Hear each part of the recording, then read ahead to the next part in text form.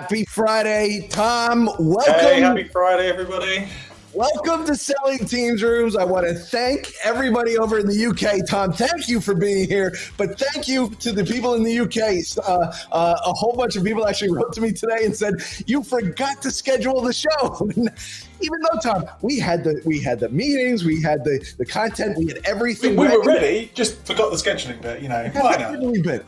You forgot the most important part of the show, to schedule the show. Now we see who are the hardcore, who really knows it happens at this time every week. Correct. So, and all our friends out there, welcome everybody. But happy Friday. Tom, let's jump right in. There is a possibility of delaying Windows 11 on your Microsoft Teams rooms.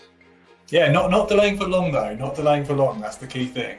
Delay to test out, to test that you're happy with it. But it is coming one way or another. This is an important thing. Microsoft has heard customer feedback that, hey, we'd like to delay this. Personally, I don't understand why. The truth is, these are appliances. What's presented to the user is never, ever seen. These aren't your work PCs. I understand organizations may not have adopted Windows 11 yet, but these devices are appliances that will upgrade overnight. Michael Tressler actually shared here a couple weeks ago. His updated, he didn't even realize it. And that's what appliances do. But if you do want to block this, you have a certain amount of time, and it's very important. And Tom, you actually do it through a registry. So a lot of the ways that Microsoft people throw updates to machines, that sort of applies here as well. Yeah. However you want to tweak your reg key, whether you want to use one of your management tools, you can do that. But I'd say this is not an indefinite pause. It's a pause to test, to check you're happy. But as Jimmy says, at some point you're going to have to go for this. And Microsoft are going to start relying on Windows 11 as they build the app. So don't think you're pausing this forever. This is just if you want to give yourself a bit more of a window. And everybody that's testing it seems to be positive so far in terms of the upgrades happening smoothly. So signs look good at the moment. It's been pretty good. And again, if your device is not eligible, then it won't actually update. So there's a lot of things to do, but if you want to block that, that's there. Also, our friend, Tom, Alexander Holmstead, wrote a really nice blog post about freeing up a meeting room series if it's not going to be used.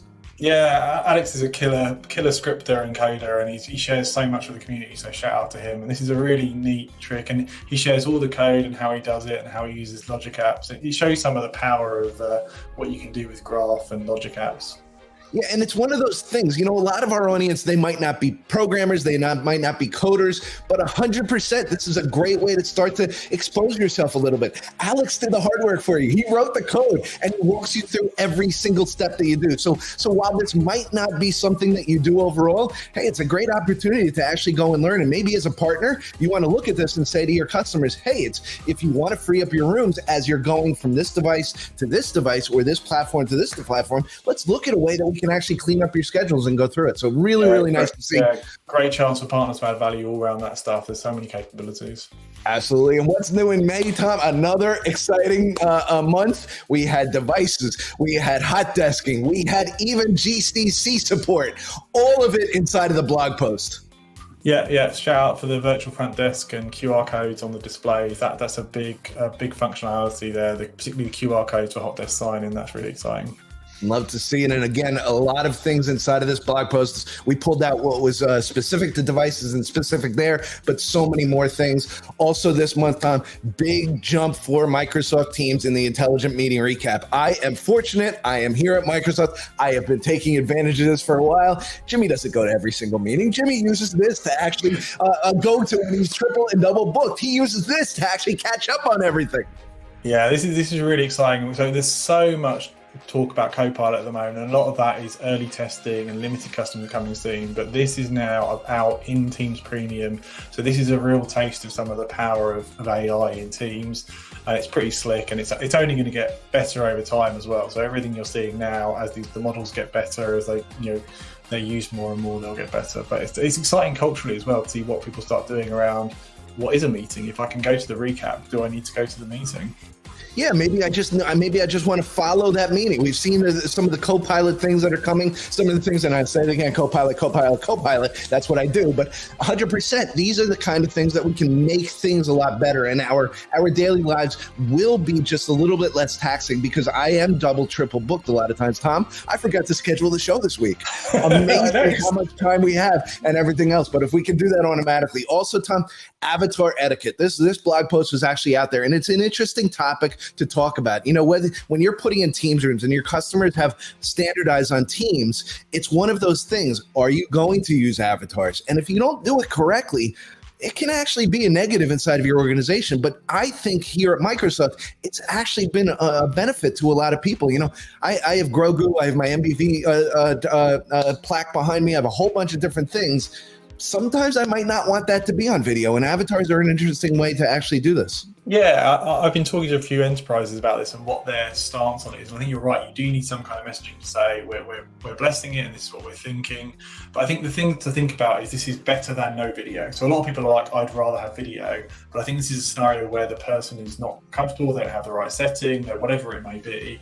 And certainly I see in the Microsoft meetings I see more and more people at Microsoft popping up with avatars. So it's certainly catching on inside Microsoft.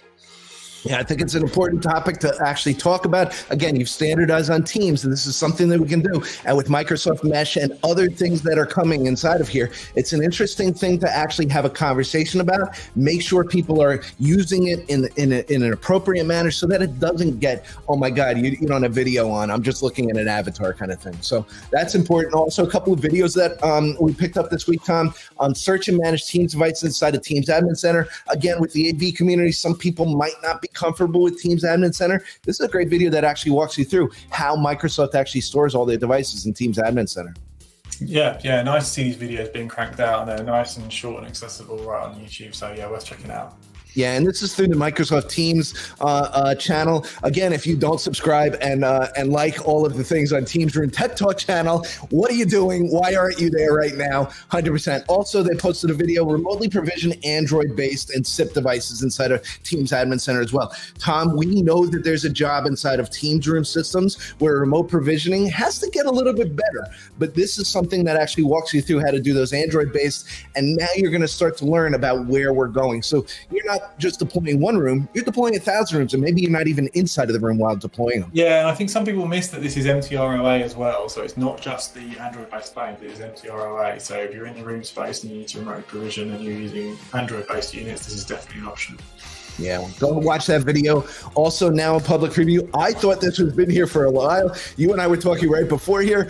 I thought that this was there because I've been using it for a long time, but pinching and zooming and doing different things for screen sharing now is available in public preview and targeted release for Teams Room clients on Windows. Yep, good stuff.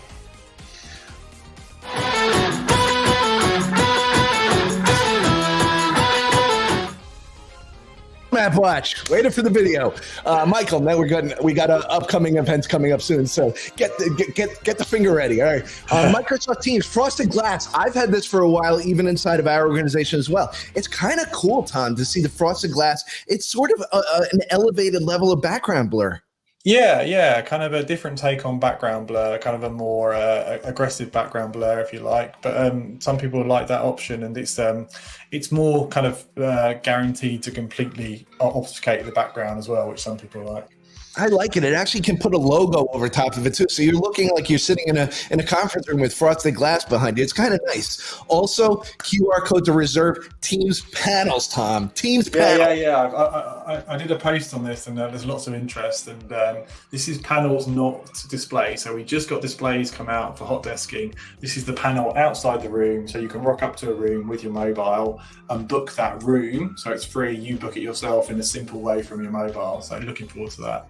Yeah, really cool that Teams panel sits outside of the room, but the Teams displays sit on a desk. So there's a difference between the two categories of devices, and it's important to know. Even though QR code is the common theme between the two of them, they actually have two different functionalities and two different abilities to actually do things. Maybe you have Teams Rooms technology inside of the room, maybe you don't, but Teams Rooms panels can sit outside of the room and help an organization understand its usage of the room, understand, help users actually book the rooms even through the QR code and things like that. And it's a great technology. If you haven't looked at the panels that sit outside of the room, we've had a ton of companies actually adopting this. It's really going gangbusters right now, and great to see some new functionality coming.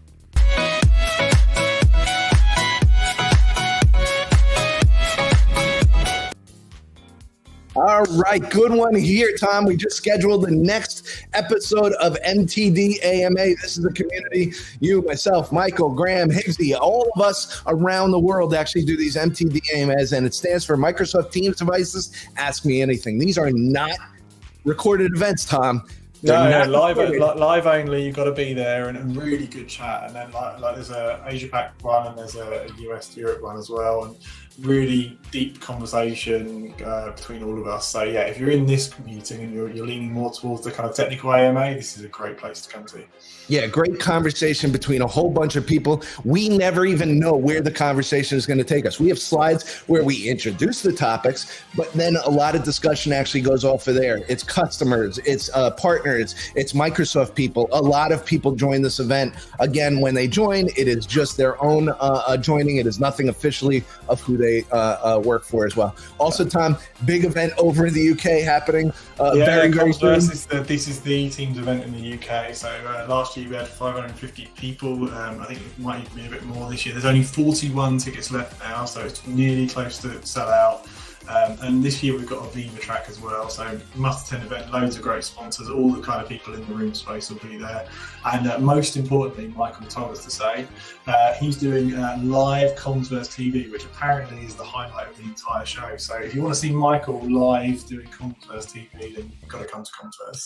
Yeah, never know what he's going to do, when he's going to show up, or how he's going to hit the bumper. I don't know.